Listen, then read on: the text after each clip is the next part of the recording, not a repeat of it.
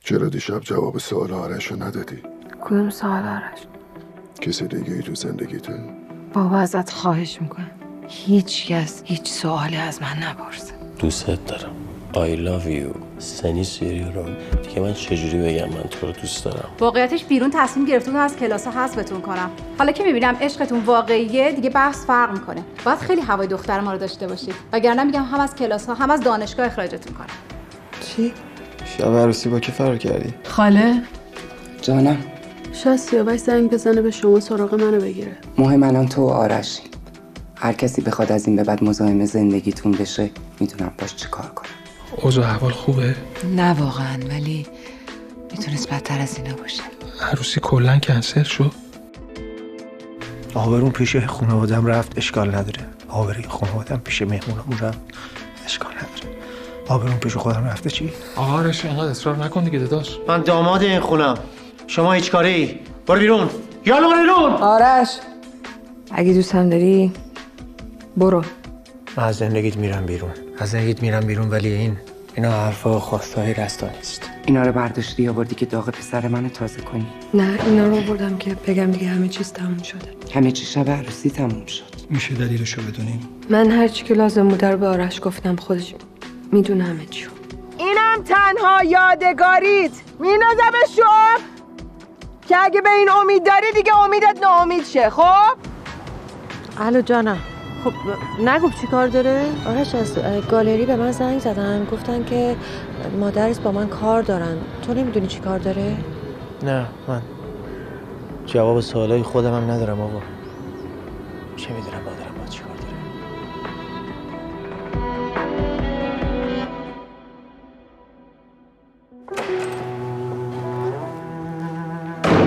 داره. پدر سلام عزیزم. به موقع اومدی. خیلی وقت بود که دور هم دیگه شام نخورده بودیم. سلام. پدر کجاست؟ آرش خوبی بابا؟ چی شده؟ اخراج کردن آبا یعنی چی؟ آرش پسرم آروم باش. آرومم. اخراج آبا یعنی چی؟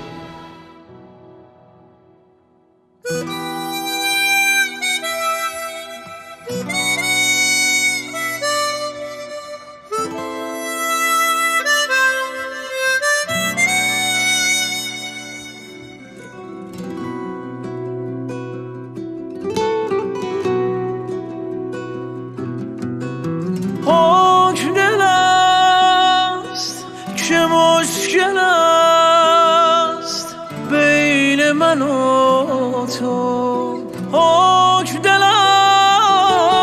است که فاصله است بین من و تو. حتی اگر از دوریت این دل بمیرد عاشق محال است که فراموشی بگیرد.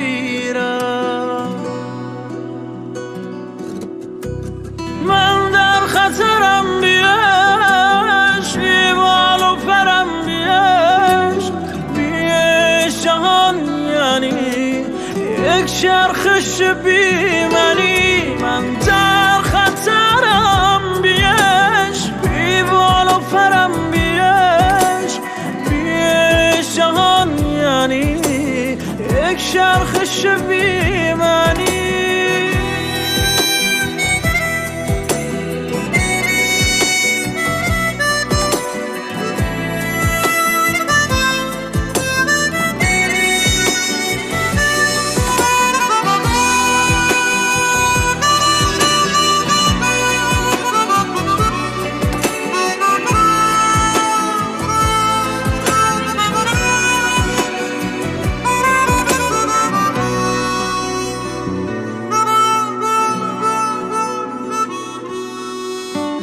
حالا ببین نام من از نامت جدا شد.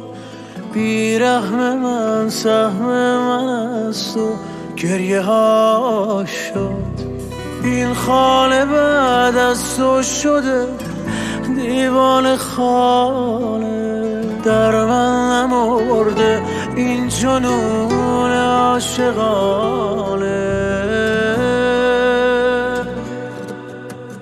من در خطرم بیش بی بال و پرم بیش جهان یعنی یک چرخش بی منی من در خطرم بیش بی بال و پرم بیش جهان یعنی یک چرخش بی منی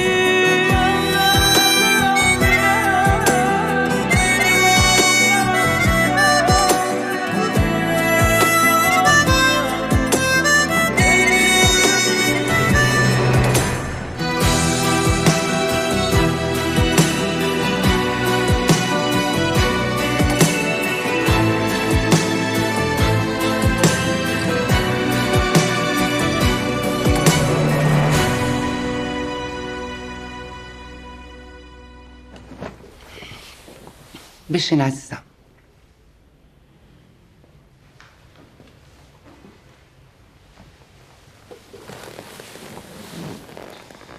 تو این مدت که نیومدم همه حساب کتابا به هم ریخته.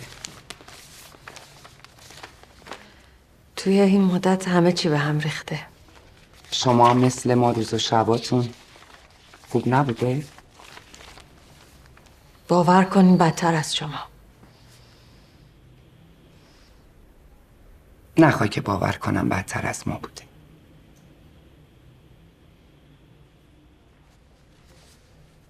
تو حسابدار خیلی خوب و باهوشی بودی. از همه مهمتر قابل اعتماد و با اخلاق. تو این مدت هم که اینجا کار کردی هیچ حاشیه‌ای نداشتی. نمیدونم بعد از رفتن تو چه بلایی به سر این گالری میاد.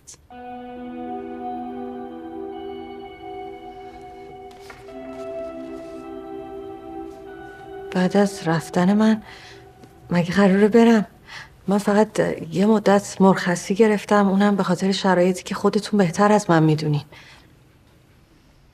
بهتر از تو که نمیدونم، ولی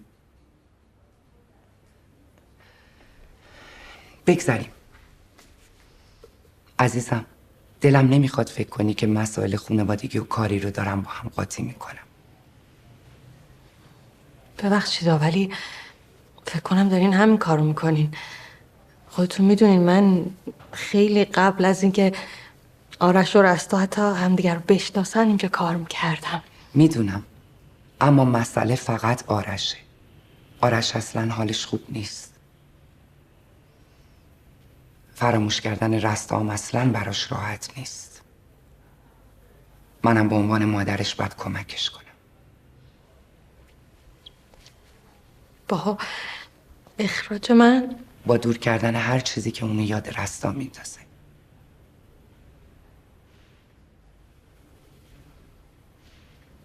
آوا جان، من مادرم، باید بهم حق بدی.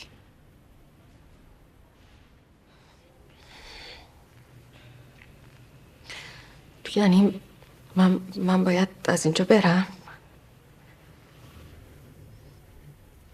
عزیزم، منم مثل تو مقصر اتفاقی که پیش اومده نیستم. حرفایی هم که بهت زدم حرفای عطابکه. اون دلش نمیخواد تو اینجا باشی. ادبیات اون با من فرق میکنه. نمیخواستم خدای نکرده با بی احترامی از اینجا بیرون.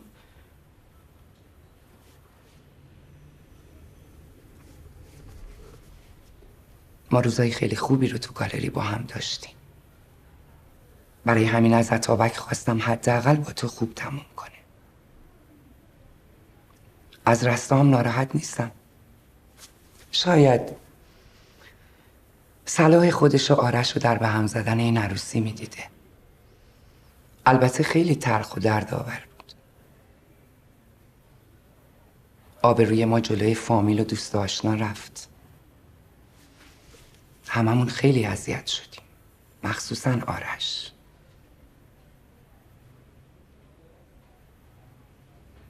اما میگذره. بله میگذره.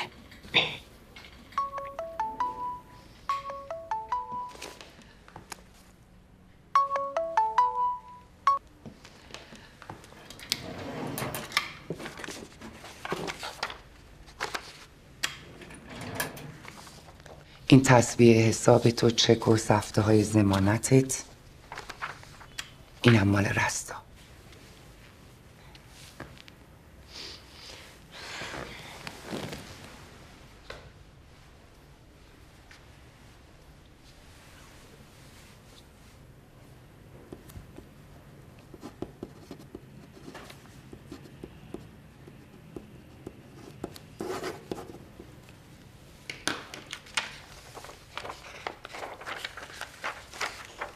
بفرمین.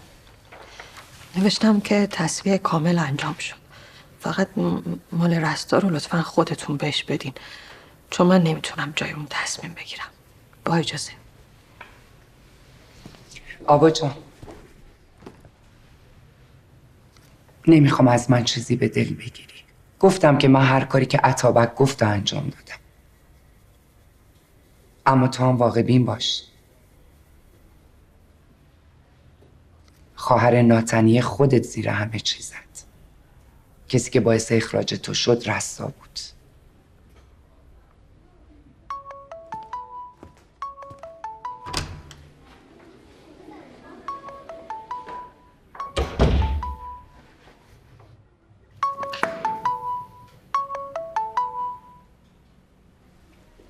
الو تورا خانم، سلام. سیاوشم.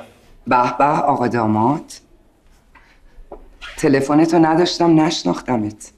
رابی حالش چطوره؟ زنگ زدم تبریک بگم، تلفنش خاموش بود. گفتم شاید هنوز ازم دلخوره. با شما تماس نگرفته؟ منظورت چیه؟ چیزی شده؟ اتفاقی افتاده؟ رابی عروسی رو به هم زده. یعنی چی عروسی رو به هم زد؟ یعنی چیشو نمیدونم. یه نامه نوشته که میخواد فکر کنه برای خودش و زندگیش یه تصمیم دوباره بگیره. منم هر چی میخونم نمیفهمم اصلا قضیه چیه. من نگرانشم. خب اگر نامه نوشته جای نگرانی نیست. سخت نگیر پسر جون. چیزی تو این دنیا نیست که با گفتگو حل نشه. به شرط اینکه کسی باشه که بشه باش گفتگو کرد. من به خاطر همین با شما تماس گرفتم، چون رابی به غیر از شما کسی دیگه ای رو نداره. اینجور مواقعم فکر کردم حتما با شما تماس میگیره. مثل اینکه یادت رفته خودت باعث شدی که پاشو از این خانواده ببره. کاری کردی که دیگه رفت و پشت سرش هم نگاه نکرد. الان 2 سالی میشه که به من زنگ نزده. چورا خانم، اصلا الان وقت مناسبی واسه این حرفا نیست. گوش کن سیاوش، اگه یه تار موثر بچه خواهرم کم بشه، تو خانوادت با من طرفی.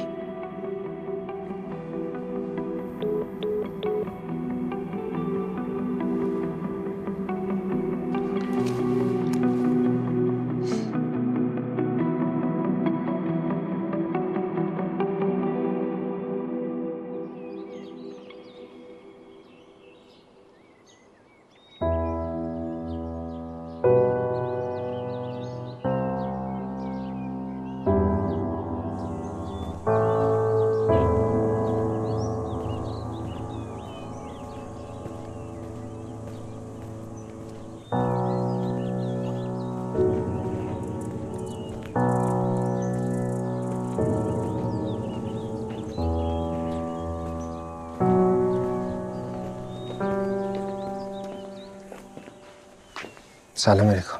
سلام. ممنون که اومدی. تو همیشه کنار رابی بودی. اصلا من بهش نزدیکتر بودی. چیزی بهت نگفته؟ نه، همیشه از تو میگفت که خیلی دوستت داره. به خاطر همین گذاشت رفت؟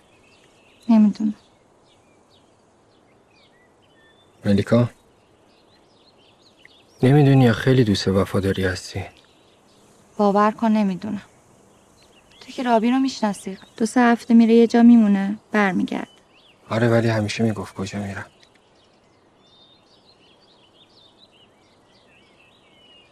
در صورت ممنون.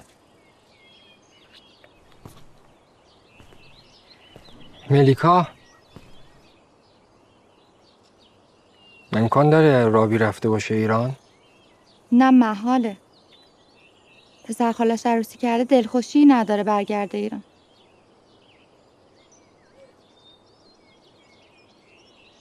آره. خداحافظ.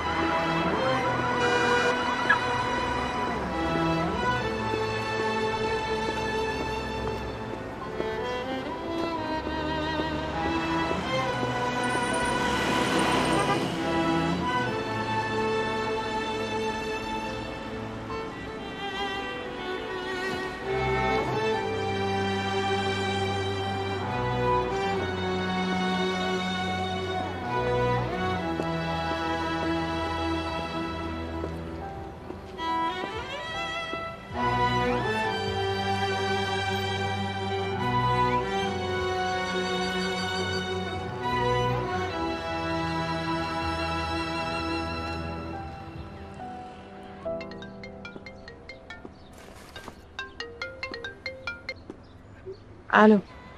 خوبی؟ خوبم. چی شد آرش؟ میتونی بیای زل غربی دریاچه همون جایی که با رستا بودی؟ چرا؟ هیچی، رستا 1 ساعت تنها نشسته اینجا، دارم دیوونه میشم. نمیتونم برم باهاش حرف بزنم، نه میتونم فقط از دور نگاش کنم. اگه میشه بیا اینجا برش تا ببرش خونه تا نزده به کلم، منم کار دارم. باشه تو برو، من میرم پیشش. چیزی شده؟ نه پس چرا صدات اینجوریه؟ نه چیزی نشد. نه بهم بگو، میخوام بدونم چیزی شده؟ نه مهم نیست. دروغ نگو، گفتی باید بری گالری، مامانم کارت داره. اگه چیزی شده بگو. اخراجم کرد.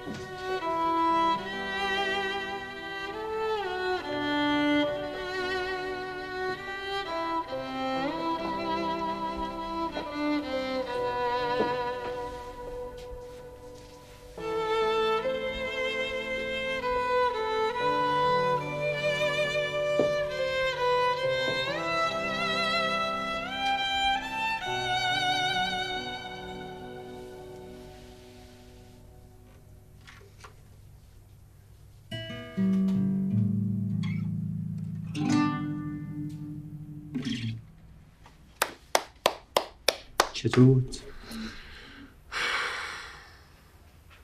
عالی. شعر خودم. روش آهنگ ساختم. رفتی سر دفتر شعر من؟ گفته بودم برای سورپرایز دارم. تولدت مبارک.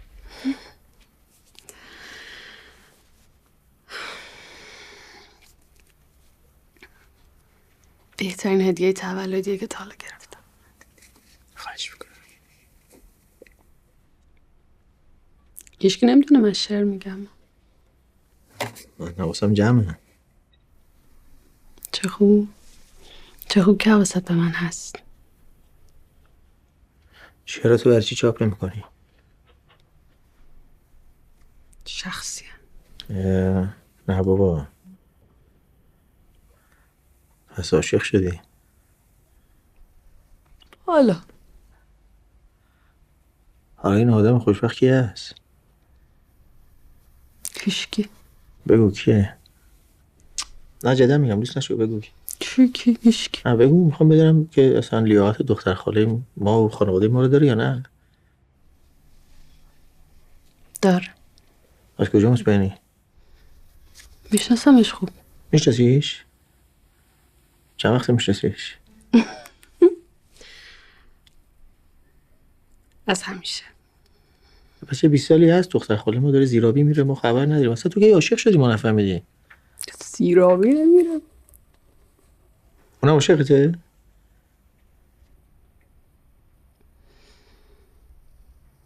نمیدونم فکر کنم. نمیدونم فکر کنم. برای چی؟ میدونی یا نه؟ نمیدونم. چرا ازش نمیپرسی؟ میترسم. چی میترسی؟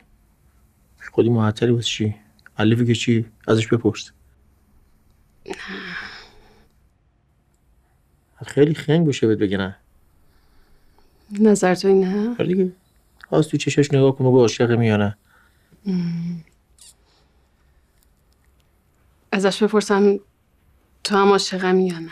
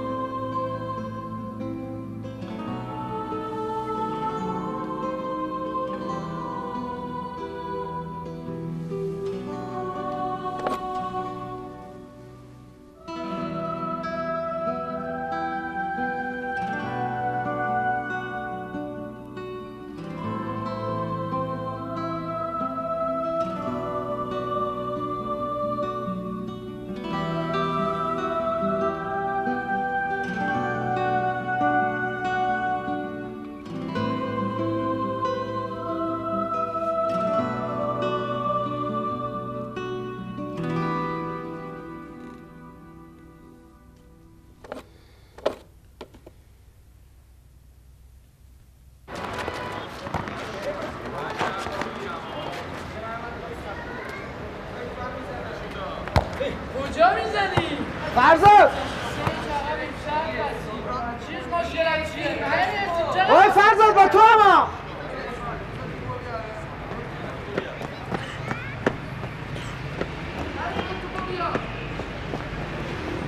فرزاد حواست کجاست؟ 20 نفر آدمو مچل خودت کردی. حواسم هم. دارم میدونی توپ رو بده دیگه. حواست کجا بود؟ کجا بود؟ چی داری میبینی؟ چیزی نیست. برو اصلا نه. برو. مستدیزه؟ نه خیر.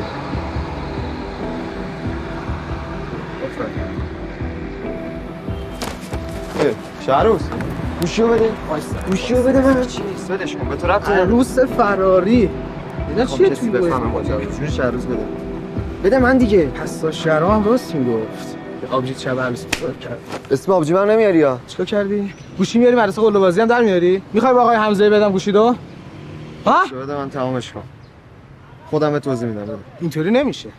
بچه‌ها بیاد اینجا. با بازگیر دادی به فرزاد چه روز بیا بازی داریم. بیاید اینجا میخوام یه داستان بگم. مثبت 18 آره. یه چی بدتر از مثبت 18. با فیلتر شکم بازش کردم. پول میگیرم میگم چی میخوام. سگ خور من 10 تومن بهت میگم بگو قضیه چیه دیگه بابا. هیچی نمیگم. ماجرای آبجی فراریشو دنبال میکرد که شب عروسیش فرار کرده. فرزاد برش شو. برش شو بابا.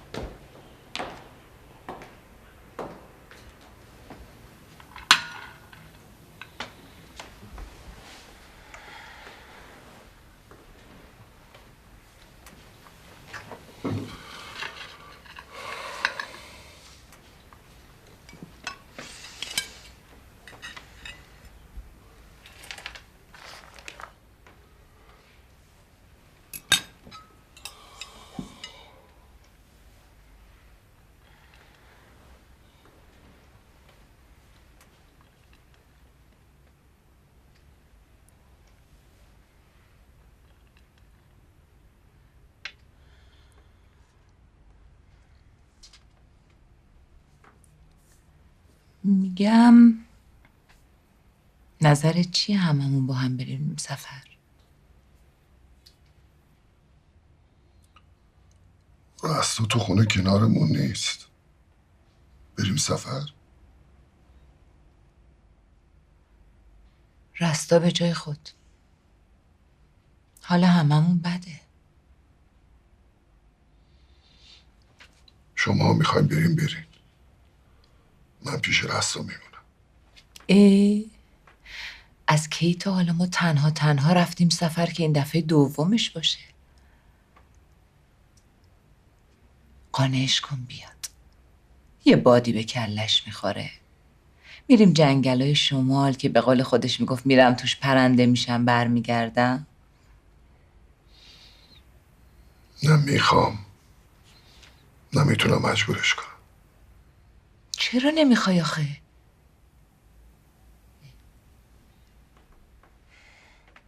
ببین ناراحت نشو خسرو، ولی پدری که اینقدر بچه‌شو دوست داره ممکنه به پاش بسوزه.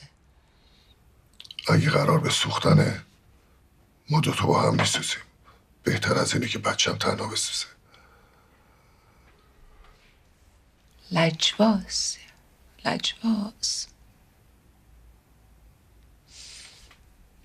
خدا اگه نمیشناختمه تو این سالا سر رستا 100 بار باهات دعوام میشد. این از بزرگیته، نشناخته من. بزرگی رو تو کردی عشق من که یه زن بیوه رو با یه بچه زیر پر و بالت گرفتی. تو من از اول ساختی خسرو. تو اگه نبودی که من اون 20 سال پیش با یه چوبه دار کارم تموم شده بود. سرنوشت رستا معلوم نبود. ببین من وقتی قبول کردم زنت بشم در حقیقت هم قبول کردم زن تو باشم، هم یه مادر خوب واسه رستا. کاری که من برای آوا نتونستم بکنم. تو مردی. من از اولش هم توقع اینو نداشتم که تو آوا رو مثل رستا دوست داشته باشی. فقط دلم میخواست تو یه پدر خوب براش باشی که بودی. مادر رستا زن قویی بود. تو هم مثل اونی. پس رستا هم به مادرش رفته هم به من. قوی.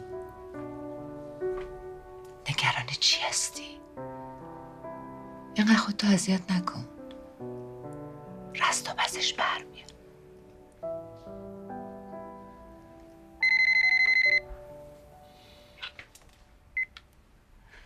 بفرمایید.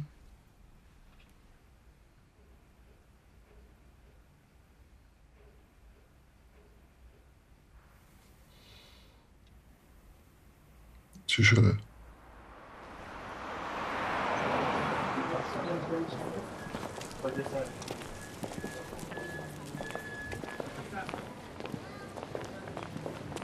اون بره.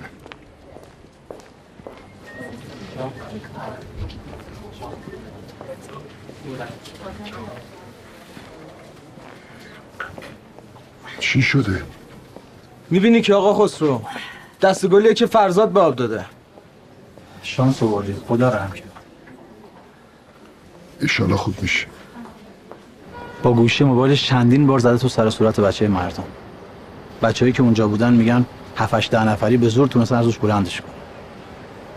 باورم نمیشه. بچه‌ای که این همه سرش تو درس و کتاب و شاگرد نمونه مدرسه است، این همه عصبانی بشه. دعوا سر چی بوده؟ خودش که چیزی نمیگه. ولی یکی از همکلاسیاش گفته دعوا ناموسی بوده. یعنی چی؟ موضوع دعوا مهم نیست و اینکه شهروز بچه شره و قبلا هم چند تا شاکی داشته اونم اصلا مهم نیست. مهم این میزان خشونته. میدونه که نوجوانا تو سن بلوغشون با کلی تغییرات هورمونی طرفن که میتونه تو رفتارشون تاثیر بذاره. پس سن مهمی رو میگذرونن که اگه مراقبت نشن میتونن برای خودشون و اطرافیانشون خطرناک بشه. حالا باید چیکار کنیم؟ باید رضایت خانواده‌اش رو جلب کنید. شکایت کردن؟ راستش رو بخوای بیشتر از این که دنبال شکایت باشن، دنبال گرفتن خسارت از شما و مثل این که هم محله هم هستین و ظاهرا میشناسینشون. آره میشناسمشون. خودم میرم باهاشون صحبت میکنم. یه سوال داشتم. تو این چند روزه تو خانواده اتفاقی افتاده که رو رفتار فرزاد تاثیر بذاره؟ نه. به هر حال فرزاد امروز غافلگیرمون کرد. میتونست بچه مردم رو بکشه و یه قتل اتفاق بیفته. متشکرم که ترتیب اثر دادی، مواظب بودی. پس مواظب باشین شما رو هم غافلگیر نکن. خیلی متشکرم. خداحافظ. خداحافظ.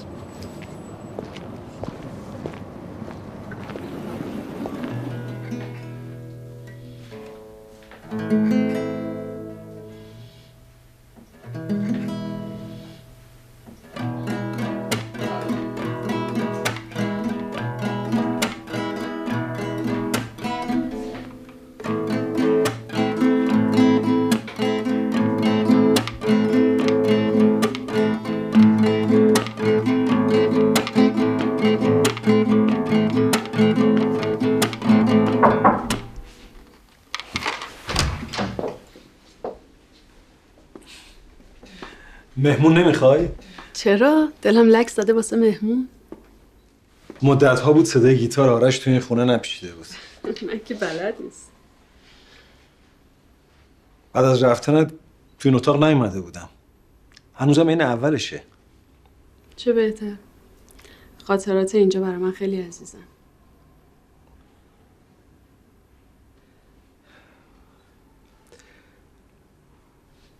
من و توران خیلی خوشحالیم که اینجایی. ممنون.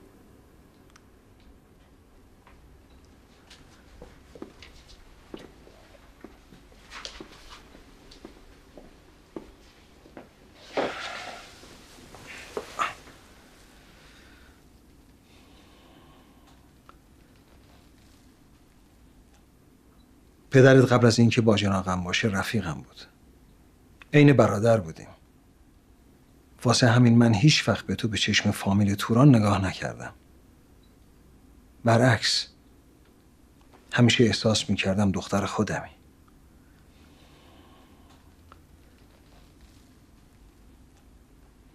یه خواهر خوب واسه آرش.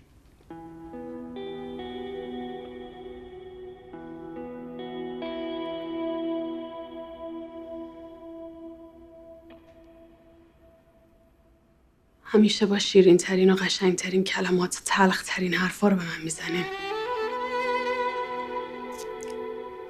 من شاید برای شما مثل دخترتون باشم، ولی هیچ وقت برای آرش مثل خواهر نبودم.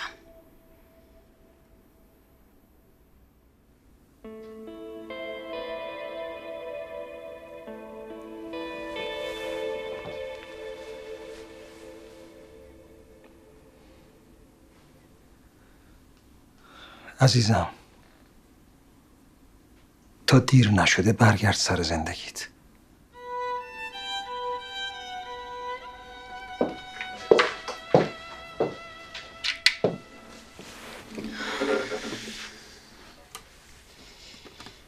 الان به نظرم دقیقا برگشتم سر زندگیم.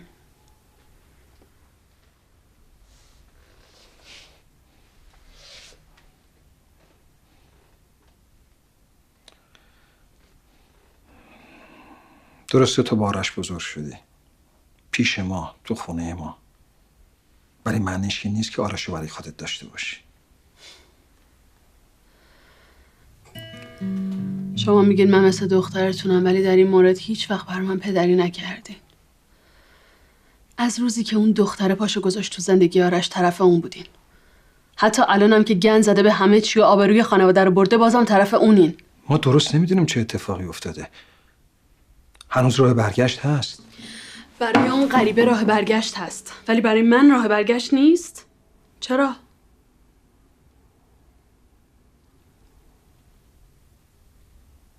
چون آرش عاشق تو نیست.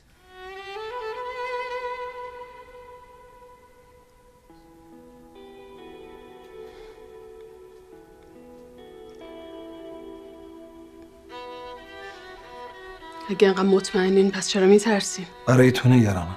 نمیخوام دوباره صدمه ببینی. این انتخاب خود منه. برگشتم که تا ته جهنم با آرش برم.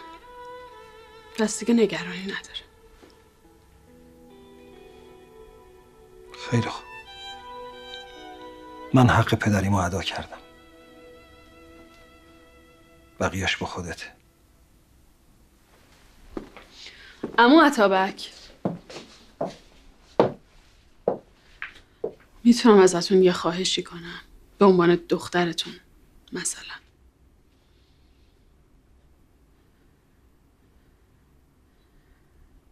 در مورد آرش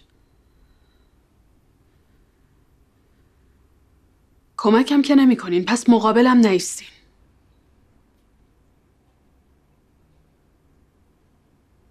با این زبون آشنام. توران جوان. چطور همچین حرفی میزنین؟ شما شاهد بودین که من با همه وجودم عاشق بودم. بابتش تاوانم دادم. پس لطفا منو با خاله توران مقایسه نکنین، یا زندگی منو با زندگی خودتون و خاله توران. من فرق میکنم. از همین میترسیدم.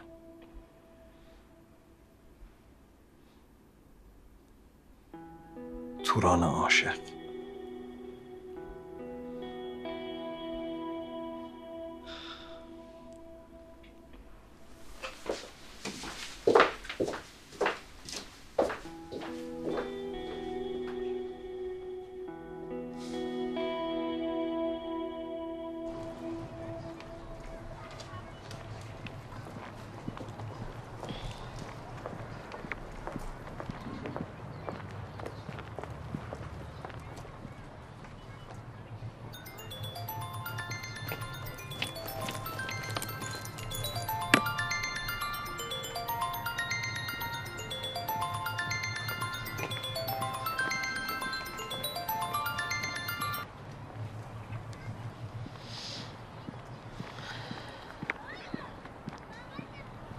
الو.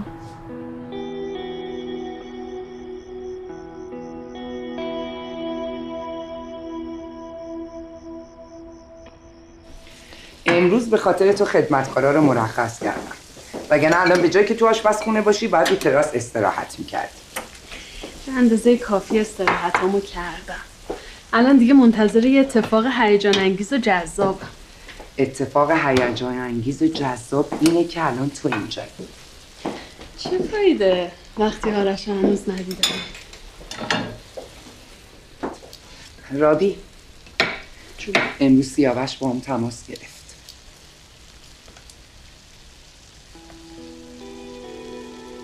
من اینجا، جای نگرانی نیست، کنارتم. بهش چی گفتی؟ هیچی. طوری باش حرف زدم که فکر کنم حالا دیگه سراغ تو رو از من نمیگیره. میگفت براش نامه نوشتی. آره براش نامه نوشتم. خب دلم براش میسوزه. منو خیلی دوست داره. تو این 2 سال تلاش کرد تا دل منو به دست بیاره، ولی خب خاله من حتی اگه باش ازدواج میکردم هم دلم باهاش نبود. تو نامم این حقیقت رو نوشتم 2 دل شدم، شک پیدا کردم. فقط براش ننوشتم که برگشتم ایران پیش شما. کار خوبی کردی. بی خودم دلت براش نسوزه. یه مدت دنبالت میگرده، بعدم خودش فراموشت میکنه. میره عاشق یه دختر دیگه میشه. مثل آرش؟ بابا عاشق استیک آب داره.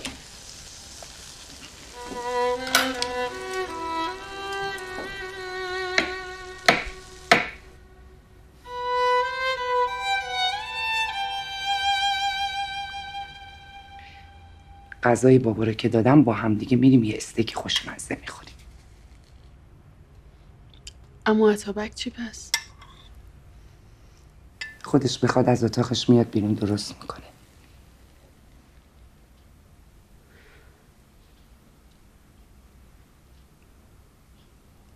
از اما اتابک طلاق گرفتی؟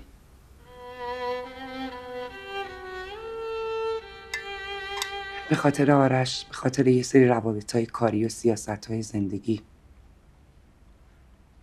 نه، طلاق نگرفتیم.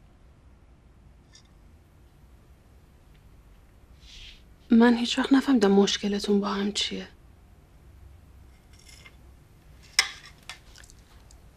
فکر میکنی چرا برای عشق تو با آرش احترام قائلم و حاضرم همه کار بکنم؟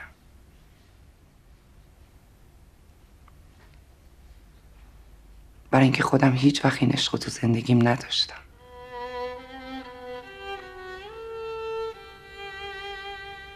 عشق خیلی چیز با ارزشیه رابی. فقط باید 2 طرفه باشه. اگه نه تاریخ مصرفش خیلی زود از بین میره.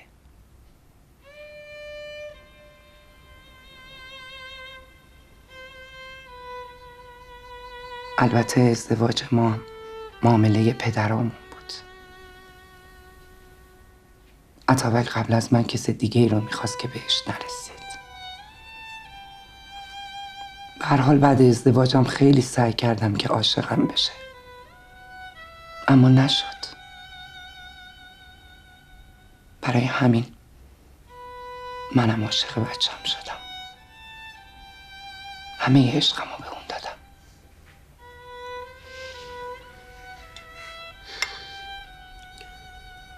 الان من باید بترسم یا خوشحال باشم؟ آرش به شما رفته یا به عمو اتابک؟ نگران نباش، همه چیش به من رفته.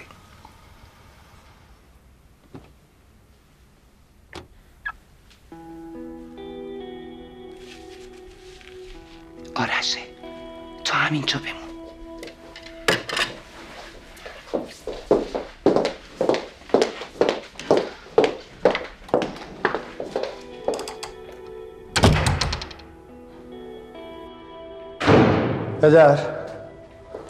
پدر سلام عزیزم.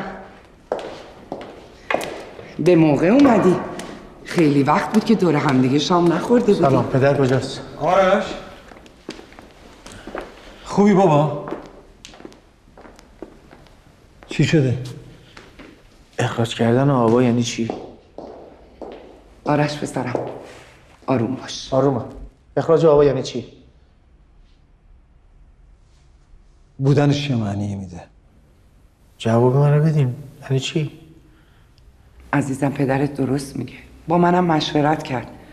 ما فقط کاری رو کردیم که برای تو بهتره. فکر کردین این بهترین کاریه که برای من میکنین یا برای خودتون؟ انگار خیلی هم بعدتون نیومده از این که عروسیم به هم خورد و ازدواج و رابطم به هم ریخت، نه؟ آرش جان این چه حرفیه؟ به قول پدرت رستا خودش همه چی رو به هم زد. پدرم از اول با این ازدواج مخالف بود. 1 سال طول کشید که راضی شدین بیاین خواستگاری. اون از اون روز عروسی که با زور اومدین، اینم از رفتن رستا که حتی یه دفعه هم پیگیری نکردین. اصلا براتون مهم نیست چرا گفت نه؟ چرا رفت؟ براتون مهم نیست شاید ما یه روز دیگه به هم برگردیم؟ اصلا هیچی براتون مهم نیست جز این که همین یکی دو تا راه امیدم بستین؟ ما فقط میخواستیم کاری بکنیم که تو زودتر فراموش کنی. میخواستیم ذهنت از رستا پاک بشه.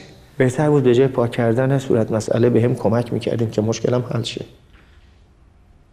اگر پدر مادرم اگر براتون مهمم همین.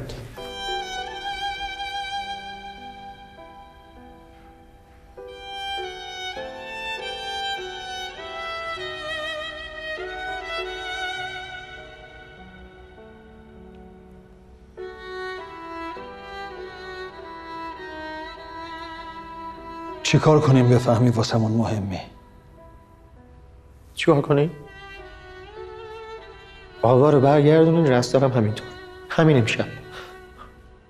که مطمئنم اگه رستا عقب کشیده به خاطر ترس از شما بوده. ترسیده دوستش نداشته باشین تو دلتون جا نشه. ترسیده که ناخواسته باعث فاصله بین من و شما بشه. بهش بگین که اینجوری نیست. باهاش صحبت کنین، بگین که دوستش دارین. این همه چیزیه که ازتون میخوام. روز اولم ازتون همین خواستم.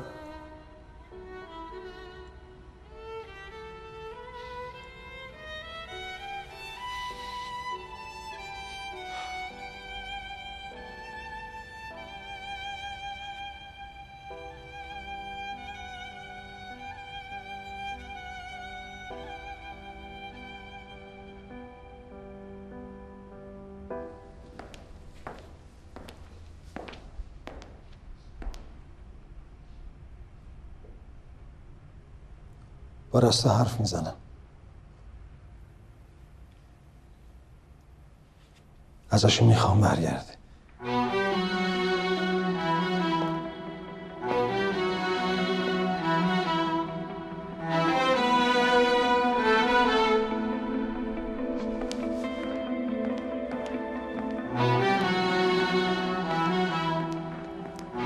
فقط یه شرط داره.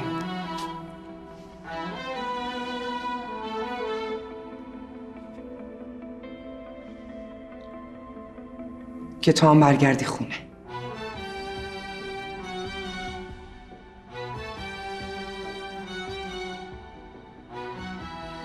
مادرت راست میگه.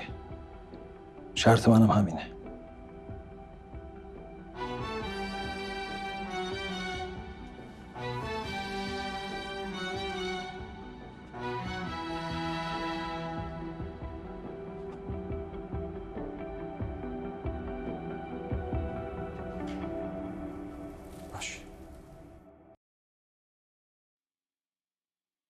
رابی رو رد کن بره. آرش رابی رو نمیخواد. اونی که باید رد کنم بره توی. هنوزم فکر میکنم به هم خوردن عروسی و غیبت رستا و کار توه. عذاب وجدان همینه دیگه. همین کارو با آدم میکنه. هنوز به عشقمون شک داری؟ تو یا داری ادای عاشقا رو در میاری یا اصلا چیزی از عشق نمی‌دونی. خیالمو برای کاری که میخوام انجام بدم راحت کردی. بازم میخوای سفتای بابانه رو بذارید اجرا؟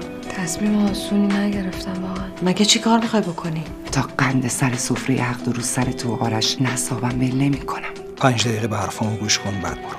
آقای سپنتا من هیچی برام تغییر نکرده. حرفم هم همون حرفای قبله.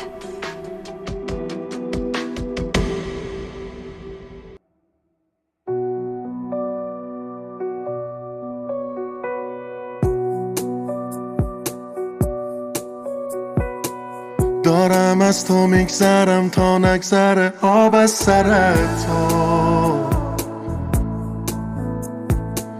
میشکنم من تو خودم تا نشکنه بال و پر تو. زندگی هیچ وقت برای ما دوتا کاری نکرده. اون که واسه عشق بمیره که فدا کاری نکرده.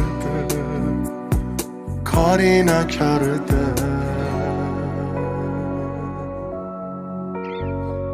تنهای تنم میخوان به بازم بشکن همه رو بازم میسازم. بازم میسازم تو کوچه آخر. بالامو بستن من تو قفس و دورم نشستن. دلتنگتم منه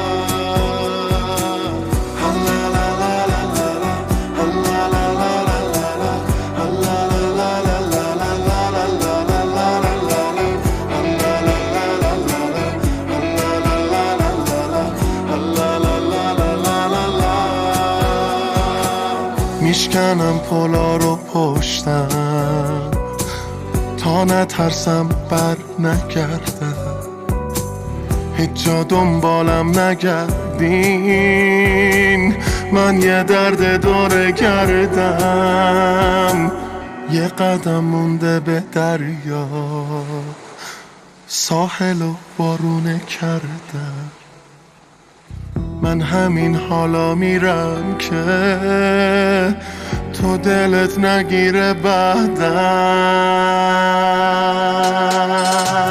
تنهای تنام میخوان به بازم بشکن همه رو بازم میسازم بازم میسازم تو کوچه آخر بالامو بستن من تو قفس و دورم نشستم دلتنگتم منه تنهای تنام میخوان به بازم بشکن همه رو بازم میسازم بازم میسازم تو کوچه آخر بالامو بستن من تو قفس دورم نشستم دلتنگتم من